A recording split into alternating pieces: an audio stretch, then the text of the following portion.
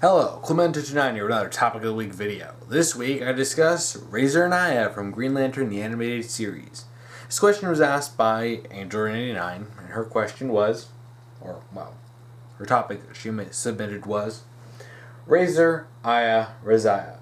How their characters were handled / written, how their romance was handled, and how you feel about it. All the good and the bad you feel. I love Green Lantern the Animated Series. I did a video with Angel89. I believe that was on her channel with her. Or maybe on mine. I don't remember. I just remember that I did a video with her about it. And we love this show. I love this show. I love Razor and Aya. Like, for characters that were created for the show, they were great characters, by some of my favorites and fandom favorites easily. But talking about how their characters were written, well, first thing I have to talk about what kind of character tropes and archetypes they are, and just general what kind of characters they are. Excuse me, Razor is he's a Zuko type character. People calling him Space Zuko is not an exaggeration. He starts off as a bad guy. From the very beginning, he's a bad guy. Quickly ends up having to team up with the good guys, eventually allying himself with the Green Lanterns, despite being a Red Lantern. And he has a lot of crap in his past. The death of his wife, the unending rage, the being corrupted by the Red Lanterns, all this crap going on. He's a very, very angry person.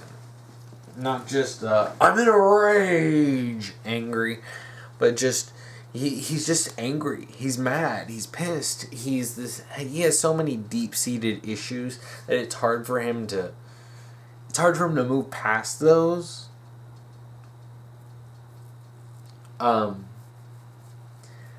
Like, just trusting people at all, like, when they first met, when he was first dealing with, even for a good while after he met, the Green Lanterns, he didn't trust them.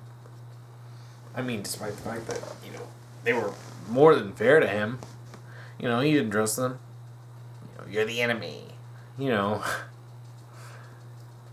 ultimately, though, he did come to begrudgingly admit that, okay, you're not that bad. And he had some great character development across both seasons, or both arcs, really. I don't know. It's like they had one season, but I still don't know how I would specifically supposed to classify that. But ultimately, he had constant struggles with being nice and just basically expressing himself in a way that didn't involve anger, since he'd become so consumed by his anger, it became who he was. And, having someone like Aya try to, help him with that, or even Hal helping him with that, it was difficult, and he did overcome quite a bit. But, there's still some parts, and it wasn't until the very end when it was hinted that he was about to become a Blue Lantern that you could really tell he had significantly overcome his issues.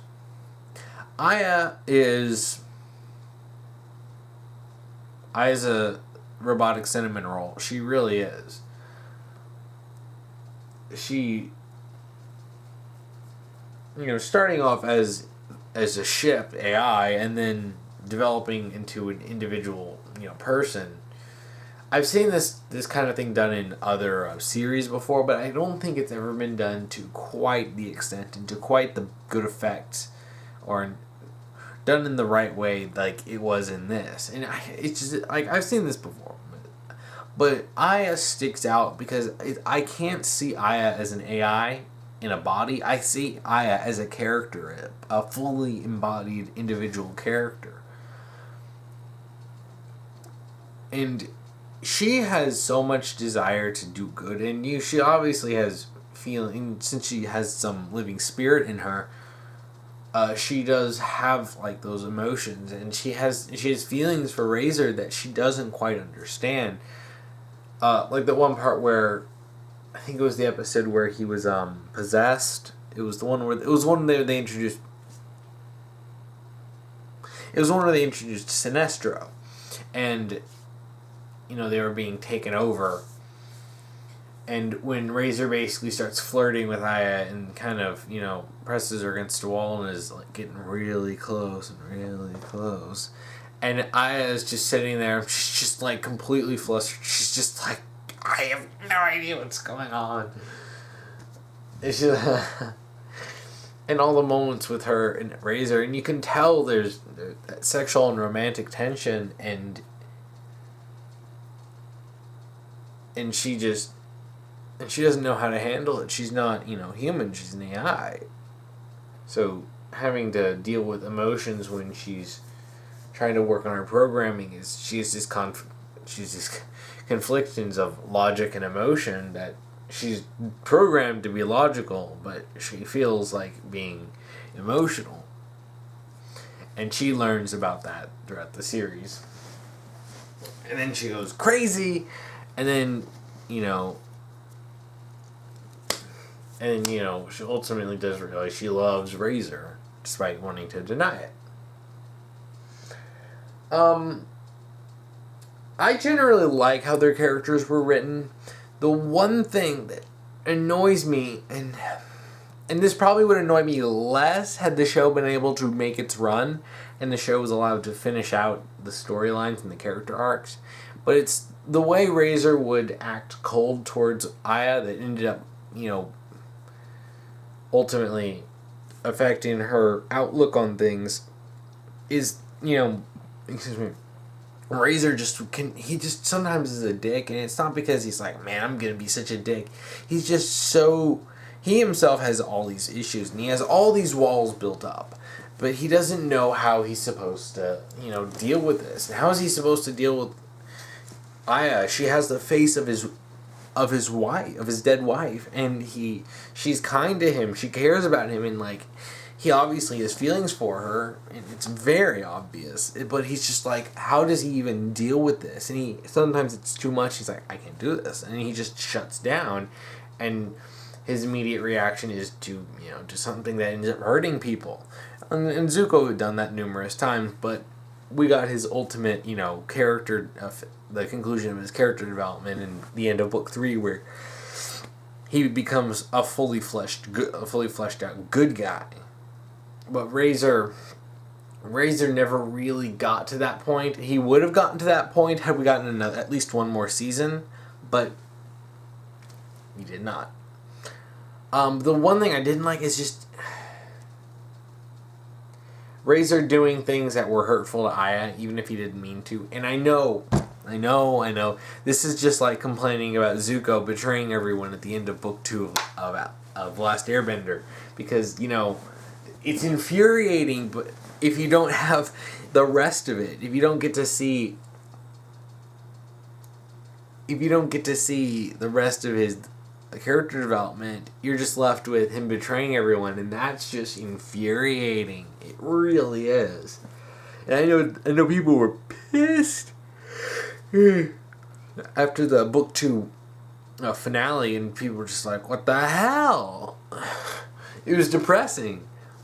But without book 3 to finish it out, that would have been awful. And I think I talked about that last week with Spectacular Spider-Man getting canceled right after something awful happens, and now we don't have any resolution to that at all.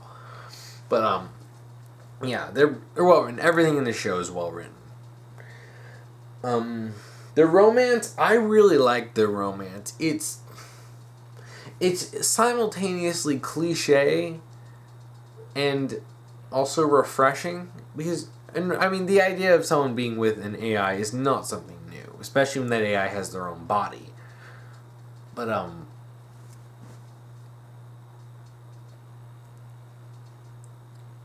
there's just something different about them, and I can't even. It's a magical quality you can't even put your finger on.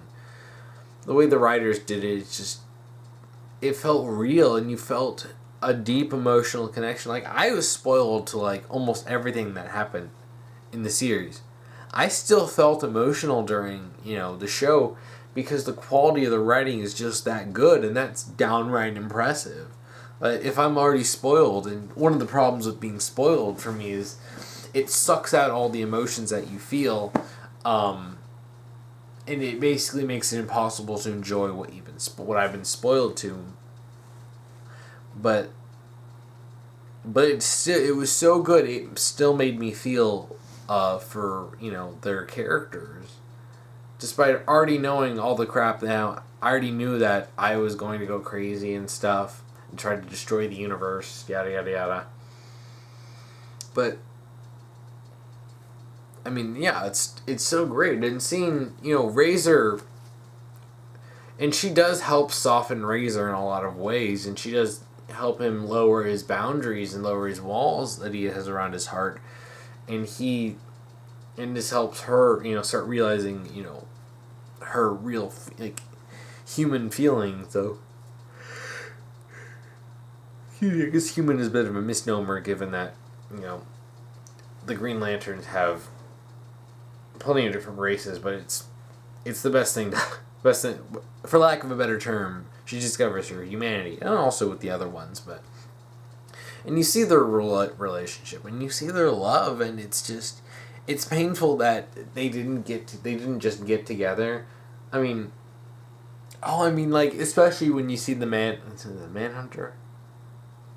I think it's what it's called. But when it detects, it looks at Aya, and it detects emotions from her. It was detecting like she saw Razor, and she felt love for Razor, and it's just that kind of stuff that makes you want to rip out your heart. It's just like, oh God, I don't want this anymore. I don't want these feelings. It really gets to you, and a lot, and it's one thing I can't really talk about this in a broad sense. I have to talk about this in a broad sense because I can't go over every single moment, because there's so many subtle moments, and that's the great thing, is the nuance of this, is that there's so many subtle moments that you might miss, and there's so many subtle moments that it's like it adds up to the point where I can't talk about this without talking about all these tiny little moments. It's and it's just, I really care about them. I wanted to see Razor ultimately completely let his walls down and just totally accept his feelings for Aya. I want to see Aya fully develop as a character and fully develop her human emotions. And I want to see that. It just, they're so good together, but it's just so much pain. How do you feel about it, good and the bad? The bad I feel is mainly that the show got canceled, and I didn't even mean to do this on purpose. I was just picking out topics, but I happened to do 2 shows in a row that were about being canceled. That one of the main problems is that we don't get a conclusion for this. We don't get a conclusion for Razor's character arc. We don't get a conclusion for Aya's character arc. It's hinted that there's going to be future, and we're hinted that Razor's hope that Aya, despite her death, she would have come back anyway. But we know that Razor had hope that she was still out there, and he finally embodied the Blue Lantern spirit, which is something that had been building within the show previously. But I just really love it. I really love Razaya. Honestly, they would have been such an amazing couple. If they were allowed to get together. Excuse me, it's late. But I would have loved to have seen how they were written, and ultimately in a relationship, and not just I have feelings, you have feelings, but the plot. I really would have just liked to see their relationship. It's so nice to see.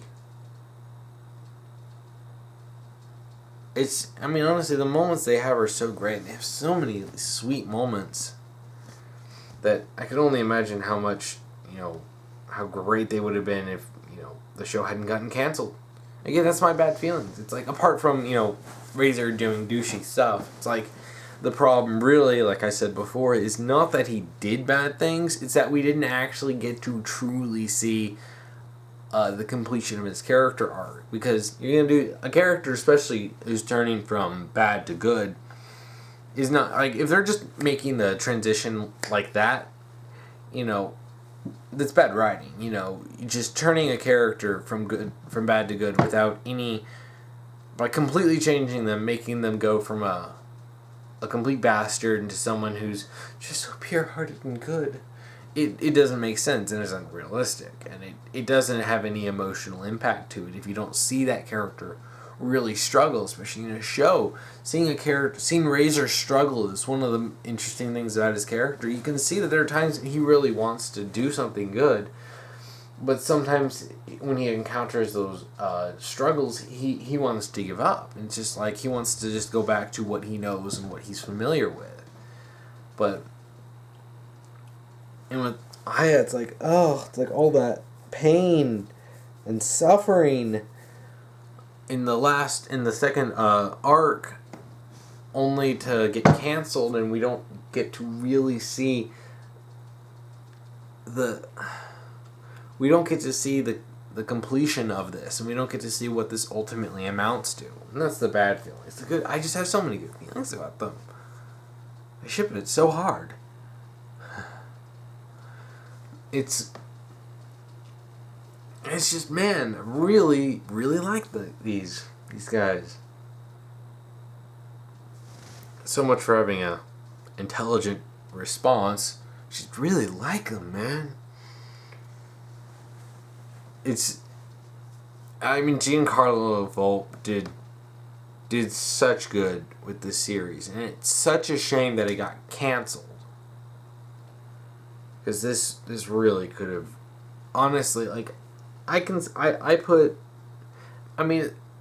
in the pantheon of amazing shows that got canceled. Spectacular Spider-Man, Beware the Batman, and Green Knight the Animated Series. It's like you have all these great shows that got canceled for no good reason. Like the stories were so good and they were cut short. It's like, man, I want to see Razor and Aya's relationship develop. And this is the great thing about them being new characters. Kilowog and, Hal, Sinestro, Carol. But Razor and Aya, they're totally new. They could do so much with them. And now they can't. And it's just, it's so disappointing. Because I want to see Razor complete his character development. I want to see him have his Zuko style, transformation. It's like comparing Zuko in the book 2 finale to, post his life-changing field trip with Aang. And you can see there's just such a marked difference between them. Between those two Zukos and their motivations and what they do. And I really would have seen that for Razor. And I really wanted to see him be happy with Aya. Like, if anything, these two deserve to be happy with each other. Like, they love each other so much and they never get to be happy. That's really it. Now, that's it for today. I think that's it for today's topic. I think I've talked a bit about Razor and Aya and Razaya. Just love this shit, man. Love this ship. Anyway, that's the end of this video. If you have a topic you want me to talk about, if you're on YouTube, you can comment below, and you can just ask me what topic you want me to talk about. If you're on Tumblr, then you can send me an ask and put topic, and then whatever topic you want me to talk about. Just make sure that you're following the rules that I will link below, and that it's something fictional, and you give me something specific enough that I can actually talk about it, and it's not just, oh, why do you like X, or what do you think about Y? So yeah, and please submit topics, and if you're wondering if it's something that I'm familiar with or not familiar with, please ask. I will say I'm familiar with the series or not, or whatever, if you want to send me a topic on something. Yeah, and I'll be posting the last week's video, up here, and I'll be posting next week's video eventually here. I have to wait to actually make that one. So yeah, that's it. Thank you for watching.